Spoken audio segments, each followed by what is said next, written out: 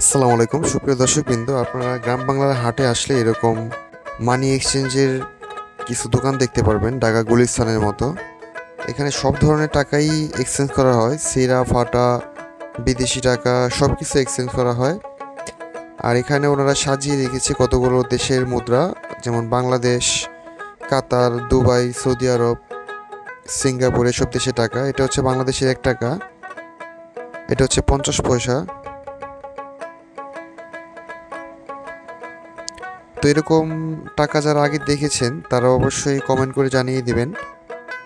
আর যদি এরকম ভিডিও ভালো লাগে অবশ্যই লাইক কমেন্ট শেয়ার করে পাশে থাকবেন। আর ভিডিওটা ভালো লাগলে অবশ্যই শেয়ার করে দিবেন আপনারা। এই যে হচ্ছে 5 পয়সা।